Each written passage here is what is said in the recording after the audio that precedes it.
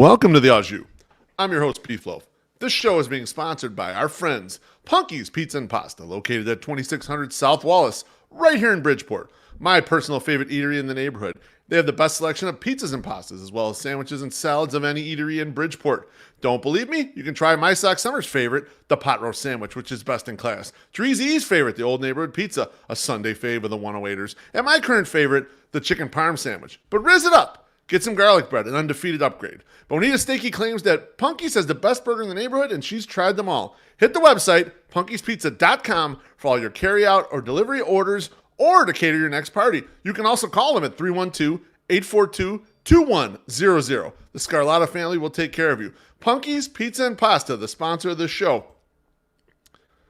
Also, we currently have tickets on sale for a live show coming up on Wednesday, March 27th with SoxMachine at the newly renovated Ramova Theatre at 3520 South Halsted Street in Chicago, right here in Bridgeport. We'll actually be in the Ramova Loft portion, which is a 250 capacity venue. Tickets are $22 in advance. That's before fees, so don't yell at me about the fees. You can go to ramovachicago.com/shows/ to buy tickets. You can also hit the link up in the show notes to get those tickets now. This show is also powered by you, the 108 supporter. Please subscribe to our YouTube channel. Feel free to tickle the undercarriage in the process. Like, comment, turn on notifications, and most definitely super chat, because that's how we get paid, and that's how we continue to make the content you know and love. Tonight's guest.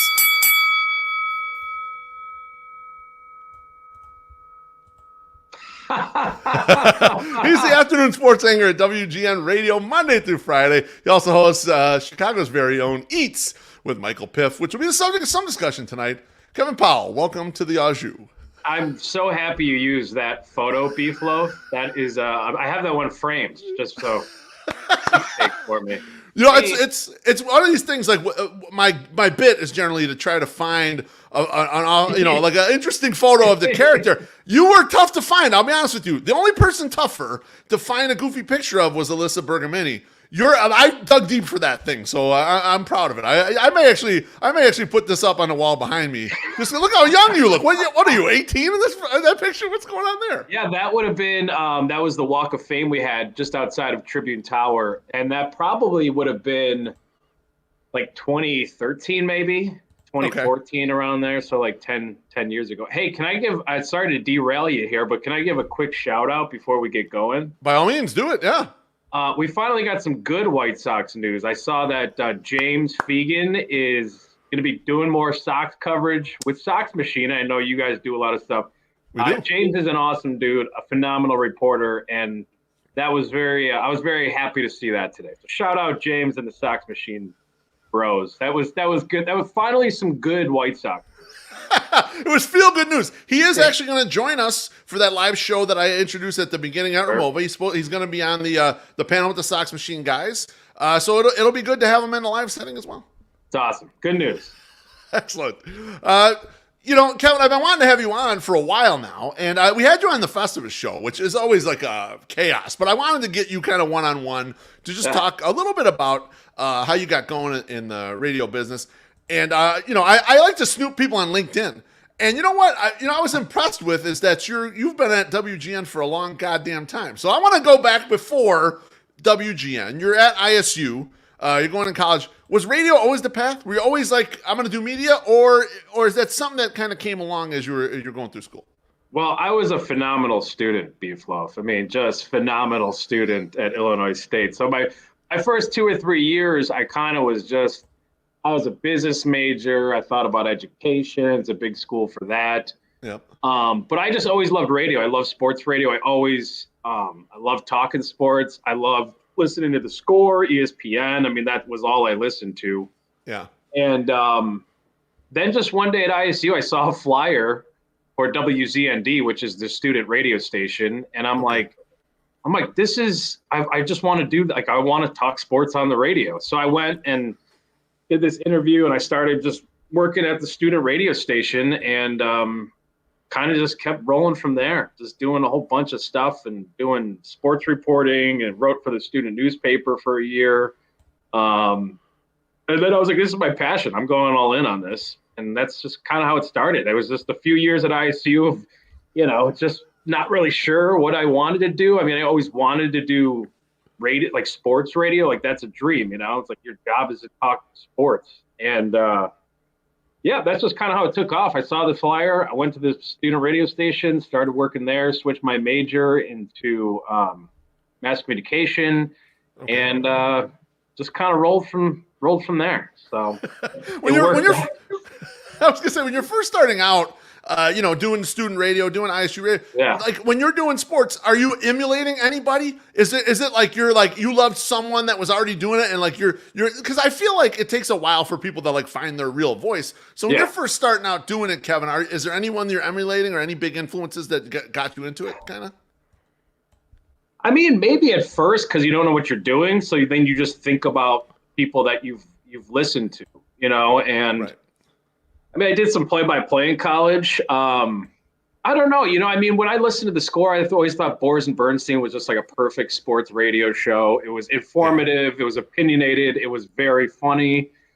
But I mean, in radio and, now with podcasting and stuff, but you are spot on. I mean, it does take a while. I think there's that fine line of, there's the conversation part of it. I also...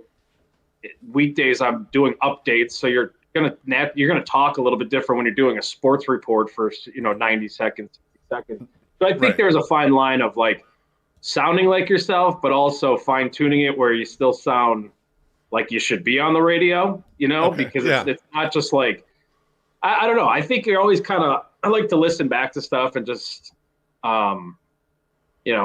pick it apart. I'm my biggest critic. So, I just listen back to stuff and, but I think you're spot on though. I do think there is that line where you want to find your voice and sound comfortable, but also professional at the same time.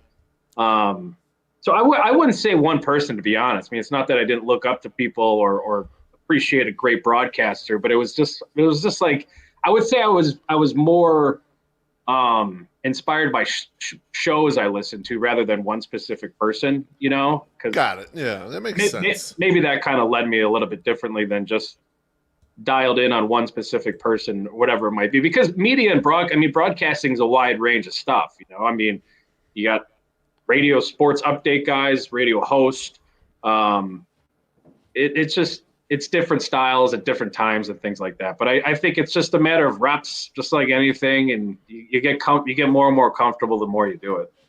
Yeah, for sure. And you're right. And there's all different things. And when you listen to a podcast, it's different than when you listen to the radio. The radio is crisp and precise, and it's like it's a different animal completely. Like I was listening to a couple of your guys' episodes that you and Michael Piff do of the Very Own Eats, and I'm like, these are radio professionals doing this. These are not idiots doing a podcast like on a live stream like me and my boys when we're doing it. It's because it doesn't have, like maybe we're entertaining, but we're not crisp. Like you tell the difference in the crispness and the precision. So like that's what I always appreciate about radio professionals. Like the like they got it. They kind of got it on all the time. Now you mentioned a lot of skill sets here, Kevin. When you first started, when you graduated in 2012, it looks like you were in on the production side. Now, was that like the way to get in back then, or did you like excel at that when you were first going towards the craft? It's the best way to get in because it's if you start off as a producer, it's just to get your foot in the door. I mean, I maybe there are some, but I don't think there are a lot of people who. And maybe I'm wrong, but for me, I never wanted to be a producer. It was like, I always wanted to be on the air in some capacity. And for sure with radio, I mean, most stations are always looking for producers, part-time, full-time, whatever. But I had been working at a radio station down by ISU. And then my last year at Illinois State, there was a big like college broadcaster convention type thing. And it was in downtown at the Loyola campus. Okay. And you like sit in on panels and stuff, and just kind of listen to professionals talk about the industry. And then towards the end of it, of all places, I was in the buffet line. They were having a big lunch for us. So I'm like, making my way through the buffet line, like building a sandwich and stuff. And the guy who was on one of the panels that I sat in on was the current general manager of WGN Radio. He was the dude running the whole station. So as I'm working my way through, piling some ham on my bread, making a delicious sandwich. in my head, I'm like, just say something, start talking to the guy. So then by the time we get to the end of the buffet line, I had started just some small talk.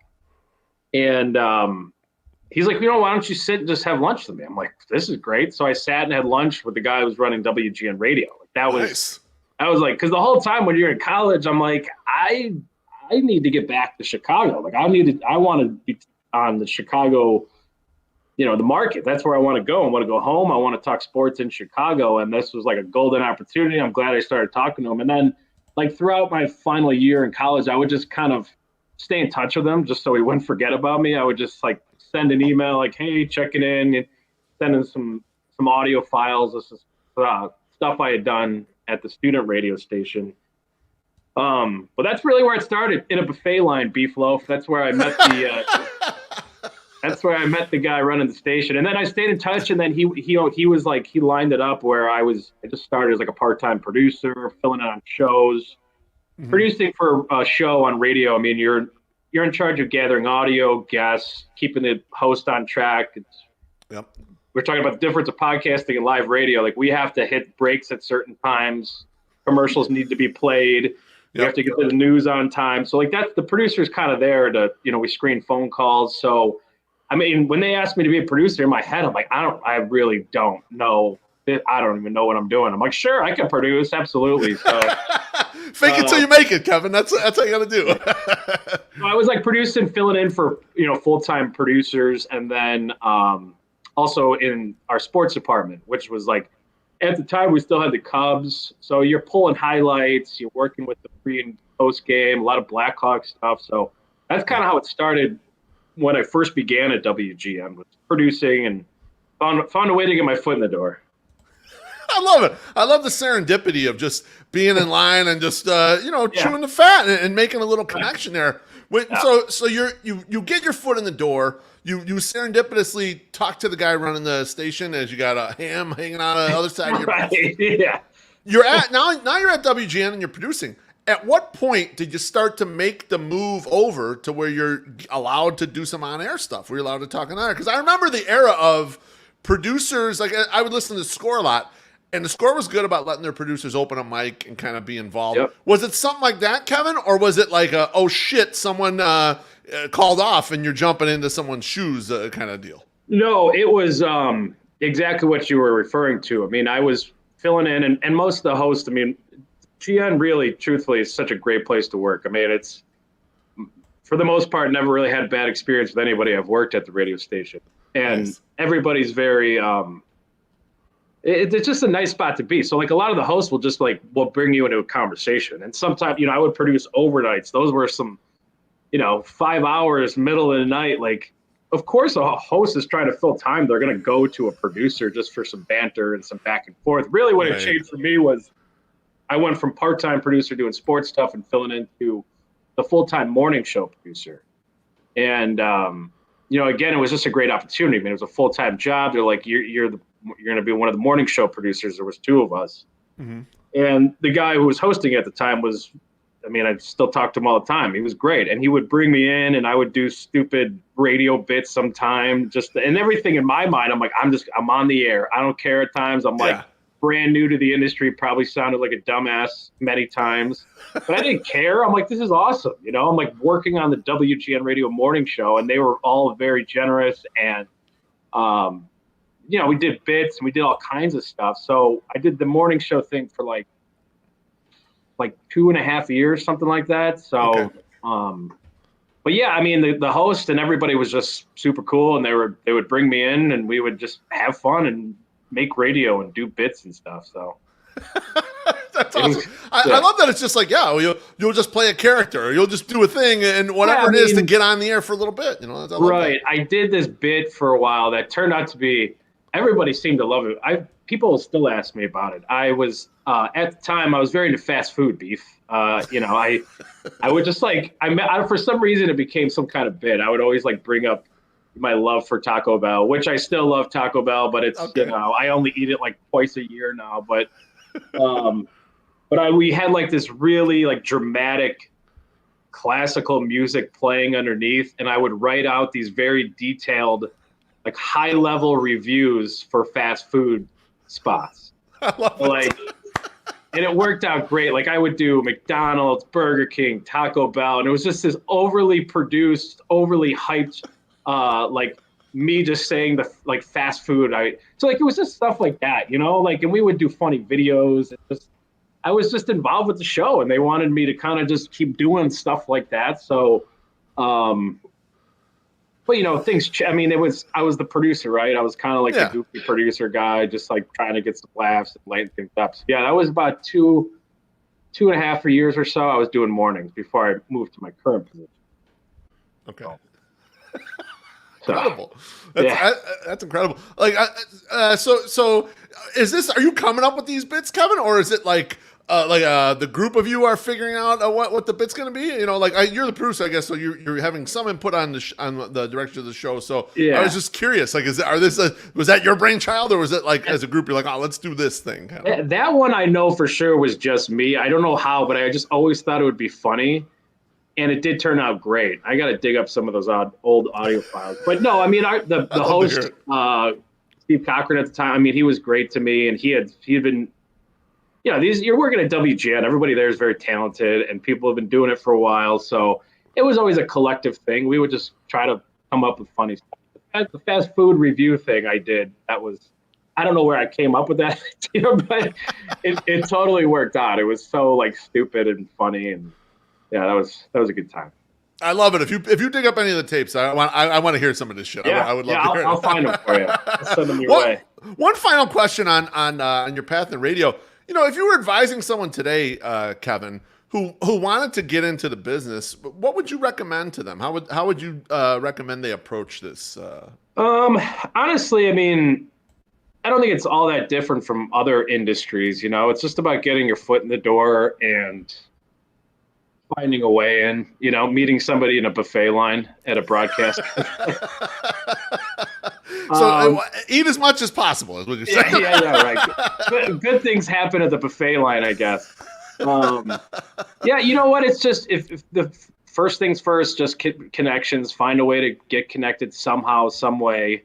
And then when you get your foot in the door, it's like, for me, I just kept options open. It was like, okay, I know in my head what made me want to get into radio. I've always just wanted to have my own sports show and just talk sports and do that. But there's a path to it, and you're not going to knock on a WGN radio when you're fresh out of college and be like, yeah, I'm here to apply for a host position. Like, it's not going to happen. Like that's not going to happen. So I would just say, like, it's just like anything, right? Get your foot in the door, be as likable as you can, be open to different opportunities, which for the producing thing, that wasn't something that I wasn't like dreaming of becoming a radio producer. It just was a great opportunity, and I made the most of it, I think.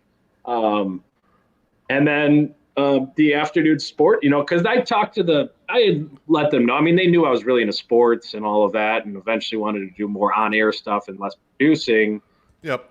And the afternoon sports gig opened up, and they had like a whole bunch of people trying out, and then they came to me and were like, you want to try it? I'm like, sure. So I did like a week or two of just filling in, anchoring in the afternoon, and somehow got it. So they just, love it. they had there was a whole bunch of people like going for it. And I didn't really even bring it up. I don't know. Maybe I was a little too nervous, and they came up to me and were like, give it a shot. I'm like, okay, I'll give it a shot. And so I've been in my current position since the start, like early 2016. So like basically like 8, is it 8? Yeah, my math right? About 8 years now doing that. So. Oh, very nice. Yeah, that's, that feels like already a long radio career. Not saying, just saying, Kevin. I'm just observing. I'm an accountant observing what's going on, and sometimes that happens to me. So. It has flown by. I mean, I'm like, damn. I was thinking about today as I was thinking about doing this with you, and I know you're going to ask about some of this stuff. I'm like, damn, this is 12 years already. I mean, I started in 2012, and when I first started, I was very much part-time and was just taking any hours they would give me just so I could be around the station. But yeah, I mean, it just, I don't know, just keeps showing up, Beef. They my ID card still works when I swipe it in. So that's a key. Yeah. Hey, I mean, the key to any long career be useful and don't be an asshole. Get along with people, and those things generally help everybody. That's free career advice from the B-Flow. Mine's in accounting and finance, but still, same idea there. Just be useful and get along with people. It's pretty much. That's kind of been my show up, be on time, be useful, and don't be an ass. I think those are all good. Those are all good life lessons for everybody. Everyone could learn from it. Yeah. Now, I want to jump off of your career path and get into something very specific here. You host Chicago's very own Eats with Michael Piff, which we mentioned earlier. You had an epic. It was your first time doing the wing tournament. It was an epic wing tournament, and Twitter got way involved. And I know I was passionately involved because I was voting every day in this thing, and even places I never ate from. I'm like, I'll flip a coin, and I'll just vote because I want to be involved in the poll. And it got pretty big out there, and like the vote totals are going up. But I heard that there was a little controversy in the voting around the quarterfinals. What happened there, Kevin? What, just from your perspective, what occurred in the voting for the wing competition? So we started doing these brackets, and it's like we did a pizza one, and then we did a beef one, and then we did the wing one around. I think it was like around the start of football season. I'm like, oh, this is a perfect time. Let's do a wing bracket. And the first ones we did got like so much traction. I mean, they were our website. The traction they were getting and the amount of votes was great. I'm like, well, this is awesome. Like, let's keep doing these. So we did the wing one, and there was some close battles. And then as the tournament progressed, there was one matchup that was really close, and I don't remember which exact restaurants. Okay, we got a whole list. I'll pull the bracket up. It's a little small. I apologize for the viewers. I was trying to get the entire bracket in and not just the Elite Eight. But so I can't remember the specific matchup, but I do know that it was very close, and like these were getting pretty good numbers in terms of votes and traction and stuff like that. And then all of a sudden, like we like woke up in the morning and we checked one of the matchups, and it had gotten like an insane amount of votes. I don't know, like 60,000 votes out of nowhere for these places. I'm like, all right, well, this is so Chicago. We've got something sketchy is going on with our wing bracket. So, and then we noticed a couple of other ones. So I still don't know exactly what happened, or if restaurants directly were involved, or if they just had some passionate, diehard fans. Yeah, I don't know what they did. But then we had to put an extra step in. When you have to like click stuff to prove the computer that you're not a bot, like that you're a real person, and it just got all screwy. And then it was like, this is not. I mean, it was fun, but like people were getting pissed. I mean, I was getting messages from, some of these, either they were the owners or social media, whatever, marketing. Yeah. I'm like, I don't know what to tell you. All right. I'm just like sports anchor guy, do this fun little food podcast. I don't know anything about digital web stuff, but somebody found a way, and then other places were countering. Because I think one restaurant that had the huge jump in votes, like 60 or 80,000 overnight, I think the other restaurant found a way to counter, because then they were going back. And so I'm like, yeah, it's had to been some kind of, I don't know. It was almost like it got hacked. People were just putting all these crazy totals in, and we ended up putting like the bot thing in and added an extra layer to the voting process, which I think evened things out. Yeah, I felt bad for like Mike and sales, because they were getting some angry messages from people. I mean, we're voting on chicken wings here, people. We're voting on your favorite button. And I get it. I mean, I'm passionate about food, and I like. But Kevin, there's no prize, right? It's not like you're giving away $100,000 or something. There's no prize for this, right? It's just like you won. You're gonna, you're on the website, like you won. That's it. Like that's it. I mean, we would just announce it on the air, and we would have the owner on, and I do want to come up with something, because I want to keep doing this every year, where there is like an official WGN wing tournament trophy or something, like a golden wing maybe. But yeah, it was fun, and it was funny at times. But there's also times where I'm like, all right, it just got a little bit too much. But I think at the end of the day, it all worked out, I think. Yeah. Well, I just want to let you know, I've got a lot of experience with this running the 108 tourney. The 108 tourney will be 7 years old this year with brackets will come out in March. And as San Reeves in the comments says, more bots than the 108 tourney. We always have bots in the 108 tournament. We always have cheating in the tournament. And I agree with you. I don't think it's usually the specific person cheating. It's usually someone else for them is kind of cheating. And as Trezy says, bots are good for the impression count. They are. So they're actually beneficial to us when we're selling it to sponsors. Right. Hey, we got all these impressions. So when people buy bots, they're actually helping us. But what we decided to do, Kevin, because it got out of hand at like year 3, it kind of got like crazy. We just decided we're going to give executive power to Trezy. He will pick whoever he wants to win. That's it. If there's bot play, and people are good about informing us too. Hey man, the votes jumped like 2,000 votes, right? At this time I was watching the poll and all this stuff. So in a way you have to just embrace it, because all these tournaments are really about is getting attention for the various places. So for you, for the restaurants, they're getting a lot of attention when they're kind of going down the path, or even if they lose, Yeah, and it's like, how many people know how to rig some kind of, you know what I mean? How many people even know how to do that? But there are people out there that are savvy, I guess, and they know there must be something they can do. So yeah, the 108 stuff, that gets pretty intense on the twitter.com, Beefloaf. Yes. Yeah, I mean, we're shooting for chaos, we're shooting for drama. And we want those storylines. We want it to be like professional wrestling, but in a tournament style. And we've been getting it for the past few years. I'm excited about this year's bracket. It's not revealed yet. We're revealing it actually on March 7th, Thursday night, March 7th. So the things will be out there. But Kevin, I love what you guys are doing with the food brackets. Stick with us, in my personal opinion, even if you got fucked up bots and everything. I would continue doing it. We're going to keep doing it. We're going to roll out the pizza one, I think, in a few weeks. So we'll do like pizza, beef, wings. I'm like, that's 3 good for the year. And there's some other stuff. It's maybe we'll do a burger one, but burgers can be tough because you have, like a smash burger, or you could go to like a steakhouse and get like a $30 cheeseburger. So, but I think right now we're good with the pizza, the beef, and the wings. I think those are 3 good brackets. Absolutely. So you did mention you had the winner on WGN. I listened to it, of course. Yeah. Wings and Rings won. Yeah, you had Justin from Wings and Rings on, who knows us well, and you even name dropped us on there. And then Justin tried to nag us a little bit, saying we weren't helping when we were out there retweeting the shit like day and night. He just giving us some shit, about that. Yeah. But after you interviewed him, were you convinced that he in fact did cheat and use bots? You're putting that out there, Beef. I didn't say that.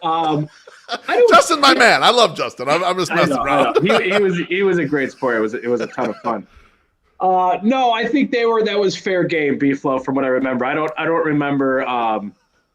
remember feeling any kind of suspiciousness after that interview. I think they took it home fair and square.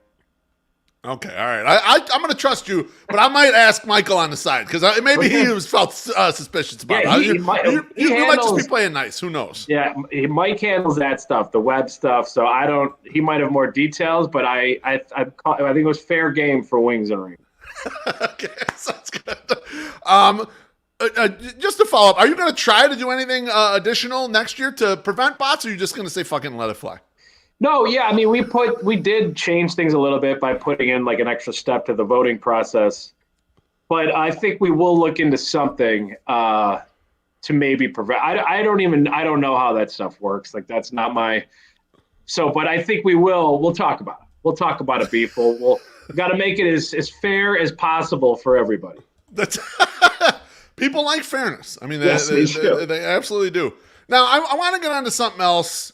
It's not related to anything on the radio. I think here's why we get along so well, Kevin, because you're totally fucking insane. I'm going to pull up this tweet. I get home from the Sox season ticket holder event thing on last Friday, or I guess it's 2 Fridays ago now. It's on January 26th, and I pop open Twitter. I'm drunk off my ass reading this, and it's you tweeting with a picture of some Popeyes with a drink sitting like in a hallway, it almost looks like, and you put, should I eat this Popeyes order that was left outside our apartment?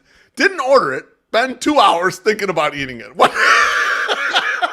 compelled you to do this? That's what I need to know. So I normally get home about 7, so I'm walking. That was in our apartment, so I'm walking into the apartment, and this was like across the hall, right by us. And so it's about 7. I'm like, And then a couple hours went by, and I was taking the trash out, and I'm like, it's still there. And then that's when I tweeted it out. I'm like, I mean, it's been 2 hours. But then my wife was like, no, that's been out since like 4 o'clock.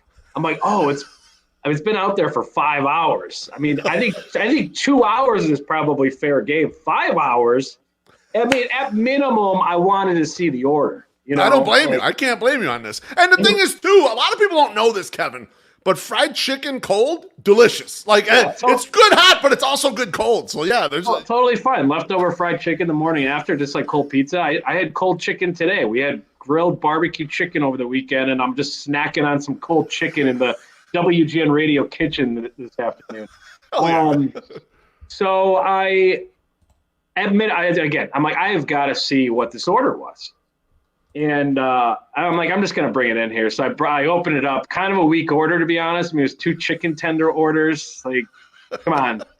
Like, I didn't love the order. But after it was 5 hours, I'm like, all right, I don't know if I can eat this chicken. But I did eat some of the French fries. I just wanted You needed the reward for harvesting it in. I don't blame you. Had to eat a little bit, in my personal opinion, even though it was cold. You know? I mean, I probably would have been fine eating the chicken, but I don't know. And it was funny, too, because the past 2 days, Beef, down our hall, there's this extra large Taco Bell cup filled with pop, like a Pepsi or something. And we saw it yesterday. It's been there for like 2 days. So it's outside of somebody's apartment. It's just a giant Taco Bell pop soda. Yeah. And when we saw it, we're like, well, did they just order a pop? I'm like, were they hammered and they like took the bag of Taco Bell food inside and forget about the pop? And now they haven't left their apartment in 2 days. So like I was every time I go past it, I've been laughing because I'm like, this is like the Popeyes thing all over again, but it's just pop. But I'm trying to figure out like how that happened. I think my guess is they ordered a bunch of Taco Bell late night. Yeah. And opened up their door, all hammered, grabbed the bag, and just forgot about the pop.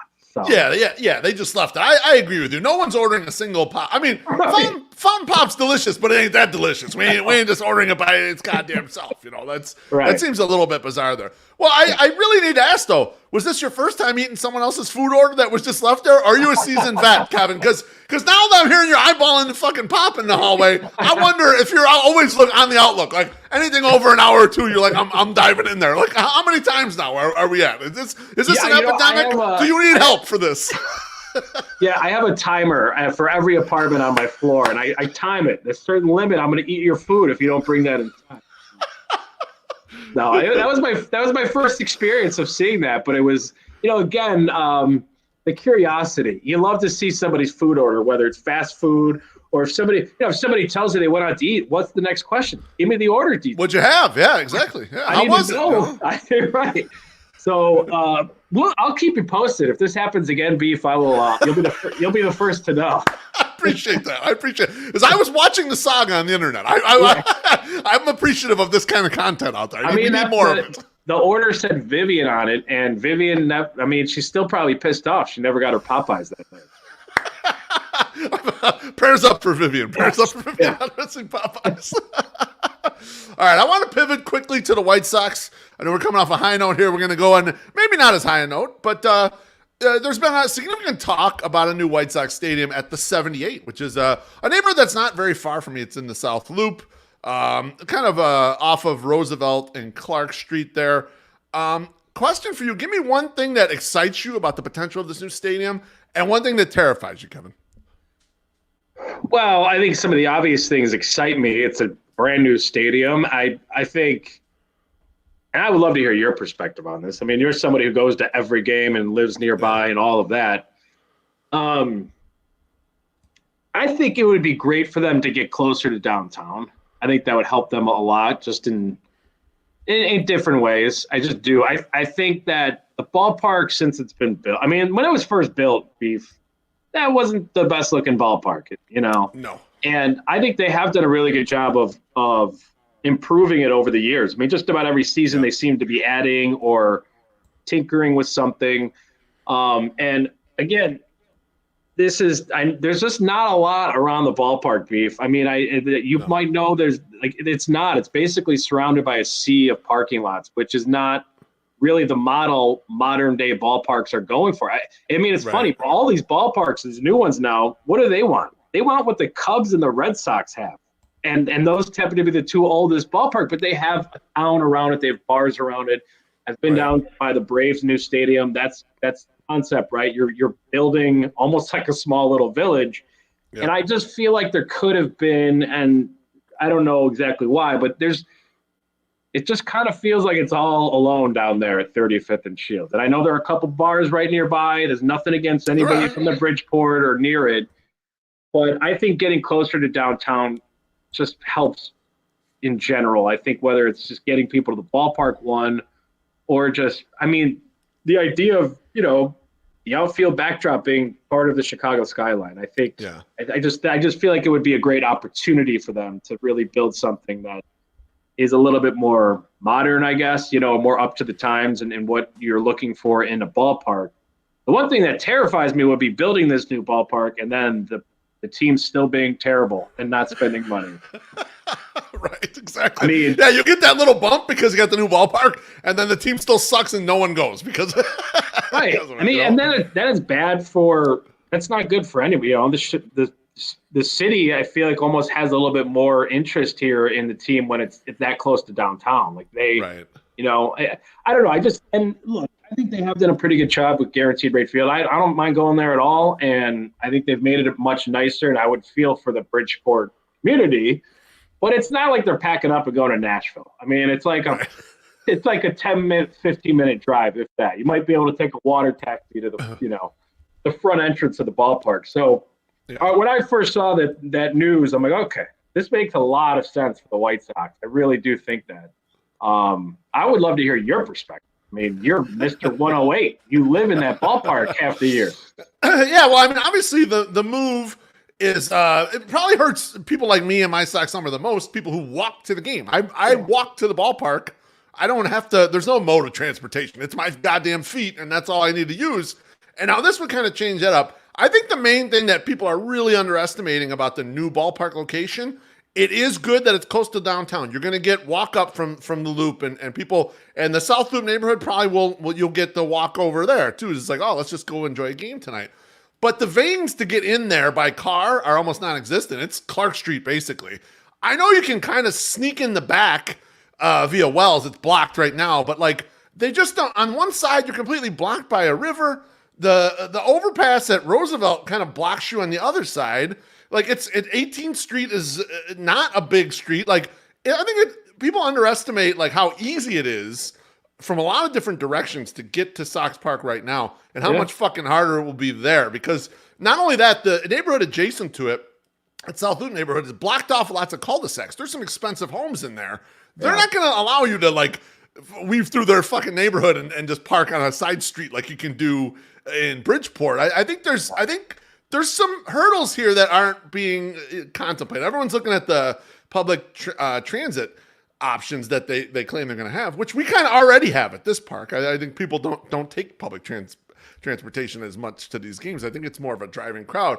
And the other concern is we have a big tailgating group, and I don't know if they're going to dedicate lots to tailgates. If they're building a ballpark village, I think they want you to drink those places' beers, and there'll be condos and instead of open space for people to set up a tailgate. So I think it'll turn into a different experience, potentially different fan base. Yeah. But it's not like the current parking lot. Like the parking lot situation for guaranteed, it's almost like too good. You like go a few blocks south and you're like drive, and then you start heading west, and you're like, this parking lot is still part of the ballpark parking lot, and no one ever uses it. Maybe for like the two playoff games we've had there. Like, yeah. I mean, it's not like a lot of room will be needed to allow the tailgate scene to continue. That's true. I just wonder if they'll choose it, Kevin. I mean, like, I agree with you. You don't need to have 50 parking lots like all the shit that bellies up against 39th Street that they never use. Like, no one's ever in that shit. I know exactly what you're talking about. Like, they could dedicate a parking lot or two and say, okay, here's the tailgate parking lots. Will they? Is my question. I'm not sure. You know? It's good. I mean, I would love to see the designs if they keep pursuing this. We'll see. I think it's a really great opportunity for them. And again, this beats any kind of alternative of them actually leaving the city, which I've never thought that was ever going to happen. I mean, right. But I think that idea has been out there, right? Like the Sox could be a team. But in my mind, I'm like, you're not going to take a team out of the third biggest market that's been here for over 100 years. It's never going to happen. No. Yeah, I'm interested. Like I said, that was one thing I really wanted to pick your brain on, because you guys are like, you are the fans. Like, you are there every day. So, and don't get me wrong, we are bullish on it. We think there's a lot of upside to a brand new ballpark, and even in that location, it's close enough to us where we're like, I will keep my season tickets. I might not go to 70 games; it might be 50 instead, just because it's a little further away. But I'm still going to be my ass will be in the seat a lot of the times. Yeah. And you're right; there's got a lot of potential for a beautiful looking ballpark. It's got a potential for mixed use. I mean, if they do it right, they could have concerts there. They could have all kinds of entertainment, options there, even when they're not using the ballpark during the main season. So, it's got tons of upside, in my opinion. I totally agree. Yeah, we'll see. But it's it does feel like a bold move for them if they actually do this, which isn't really on brand for this, ownership group. So not at all. Yeah. Well, I'm very interested to see what maybe they come up with, or how, it is Chicago. There's going to be plenty of hurdles and probably some political drama involved with it and all of that. And we know how that's going with the Bears right now. So, right. I think it does. When I first saw that, I'm like, that is a dream spot for that. That is a dream location. If they can get to you're basically downtown Chicago, Yeah. It's tough to find anywhere that close of proximity to downtown to plop a ballpark, and they found it. That is the spot, Right. Now, Kevin, regarding the team, I have to ask: 2024 White Sox, we don't expect them to be good, but are there reasons for you to stay engaged? Do you have any reasons you feel like, okay, well, I want to see how this turns out of this thing, or are you kind of at the point where, like, yeah, I'll go to some games, I'll drink some beers, but I'm not that interested in the on-field product? Where are you at right now with that? Yeah, well, I got to cover the games. It's part of my job, so I will be there no matter what. I think if just from like a fan perspective, it's bad right now, and I think Chris Getz deserves a shot. I realize fans maybe wanted to think outside the organization or whatever. It does feel like they're a little bit off the views from certain people on what they think the team might be compared to the guy who's building the team. They seem a little different, a little off, Maybe not everybody's on the same page in that department. I think if you're a fan, it's just demoralizing. You sit through 4 years of a rebuild, you trade away Sale, and you do all that, and we know how it all went. And there was a moment there when we all looked at that roster and we said, this is going to be a championship contending team. I believed it. I for sure thought it. You looked at the pieces they were building, and it was really just one good year. It was like, a 60 game year and then one full year. That was it. Right. So, and then you're right back to, it's like, man, like, this is a fan base that is so passionate. They might not have the biggest fan base, but I think White Sox fans embrace that. I grew up a White Sox fan. That's just kind of part of the White Sox fandom, is you do have a little chip, right? They're never going to be the Cubs. It's just different. We all know that. And it sucks. Everybody was told, this is a rebuild. We got to do it. We're gonna move some of these pieces. We're gonna acquire talent. And it just didn't work out, for it happens. Multiple reasons. It happens. Rebuilds don't always work like that. I think that was the one thing with a lot of people going into it, was they saw the Cubs do what they did, and they thought, oh, that's going to happen for us. And it's like the hit rate on rebuilds isn't as high as you think it is. Like a lot of teams rebuild and then nothing happens, Yeah, it did feel like it fizzled quickly, though. It was. Yeah. Oh, yeah. The arrow came out of it quick. Yep. 2020, and then they lost to Oakland. And then 2021 was the Astros, right? Yep. Yeah, Houston. And they got their asses kicked in that series. I mean, it was so lopsided. And I'm thinking after that, I'm like, okay, this better be a wake-up call. This better be a very aggressive offseason. That's a team that's not going anywhere in the Houston Astros. Right. And that offseason was like nothing. They just were like, oh, we'll be fine next year. It's like, no, you're not going to be fine. And it has spiraled since then. But yeah, I feel for the fans. It sucks. Now, I think, they still have some interest, like Luis Robert, of course. Maybe Moncada. I know there's already been some talk. He's got an edge this year. We'll see what happens with Cease. It's watching the Kansas City dish out all that money to their shortstop, and I'm like, they're the White Sox. They have $75 million man in left field. That's your big time free agent signing, folks. The richest White Sox. He's a slap hitter in left field. Right. So I think just to tie it all together, like if they build a stadium, and obviously you hope that's kind of a signal of things just changing in general with the organization, being more aggressive, thinking bigger. But we'll see. Yeah, I don't know. How are you feeling about this season, Beef? We know you're going to still. I know you'll be crushing beers down the right field line and eating hot dogs and having a good time and posting your posts with all your buddies out there. But like, how do you feeling about the team? Yeah, I mean, I like my glass is half full actually watching Chris Getz's offseason. Compared to the way the last group operated, he seems to get it. He seems to realize how many chances you have to take and how deep of a roster you really need to build. They don't have the star power right now. They have Luis Robert, like you mentioned, but Luis Robert is like MJ and the 86 Bulls, right? He's great, and they got a bunch of bums around him, basically, and a couple role players and stuff. I think Getz kind of understands a little more how to build a modern team. I think the last group, it had passed them by. Like by the time the good players were coming up, the way to do things had passed those two guys by. At one point, they were very good at their jobs, and it got to the point where they just weren't anymore, in my opinion. So I'm going to just be watching, seeing what he's able to acquire, see if he can fish at the bottom of the pond and scoop up anything of decent value. But yeah, right now it's going to be tough. And I wouldn't even try to convince White Sox fans. I'm not trying to tell anyone you should believe in Chris Getz. I'm going to give him a chance because I kind of like the early returns. But yeah, it's brutal right now. Go to a game, tailgate, enjoy yourself, hang out with your friends. That's what I would say for 2024 for most White Sox fans. I think that's where you're at. I mean, I think that's about as good of a message as you could send, Beef. You're the leader of the White Sox nation, so I like that messaging. Thank you, my friend. Well, Kevin, thanks so much for sharing your knowledge on a career in radio, wing competitions, and the White Sox. Remember, we aren't trying to be right on this show. We're just trying to understand. You have anything you want to plug before you go? Oh, man. Sure. Why not? We will be doing, I don't know, do you just want me to plug anything here or just anything you want, whatever you want. We are doing a cool pre-Blackhawk show on Sunday, February. What would that be? The 25th at the Barn, which is the Barn Hockey Bar in Ogden, which is, I don't know if you've been there, but it's the old Ogden bar. And it's, we're going to do a pre-show because that's Chelios gets his number retired. Detroit's in town.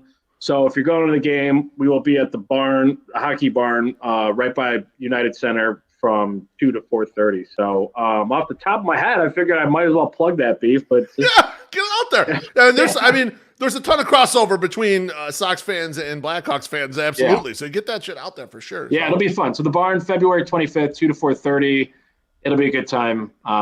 And just listen to WGN radio religiously, Beef Loaf. Always keep it on.